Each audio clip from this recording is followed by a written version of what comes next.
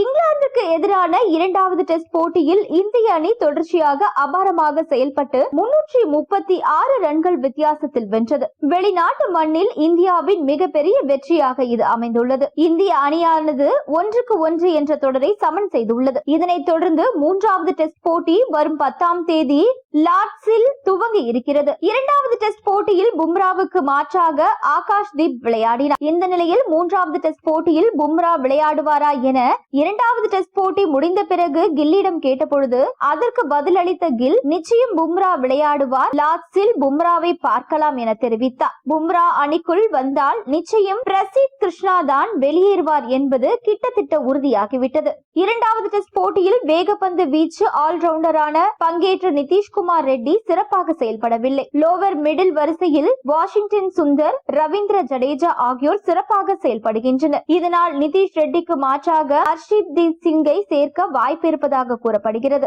இரண்டாவது டெஸ்டில் one down பேட்டராக களம் இறங்கிய கருண் நாயர் பெரிய தாக்கத்தை ஏற்படுத்தவில்லை. எனவே கருண் நாயருக்கு மாற்றாக மீண்டும் சாய் தர்ஷனை சேர்க்கத்தான் அதிக வாய்ப்பு இருப்பதாக கருதப்படுகிறது. இப்போட்டியில் வெற்றி பெறும் அணிக்கே தொடரை வெல்லும் வாய்ப்பு இருக்கும் என்பதால் மூன்றாவது போட்டி பெரும் எதிர்பார்ப்பை ஏற்படுத்தியுள்ளது. இந்திய உத்தேச 11 அணி வீரர்கள் லிஸ்ட்: யாஸ்வி ஜெய்ஸ்வால், KL ராகுல், கருண்சன் நாயர், சாய் சுதர்ஷன், ஷிப்மன் கில், ரிஷப் பந்த், ரவீந்திர ஜடேஜா, வாஷிங்டன் சுந்தர், ஹர்ஷீப்தீப் சிங், ஆகாஷ் தீப், முகமது சிராஜ், ஜஸ்பிரித் பும்ரா.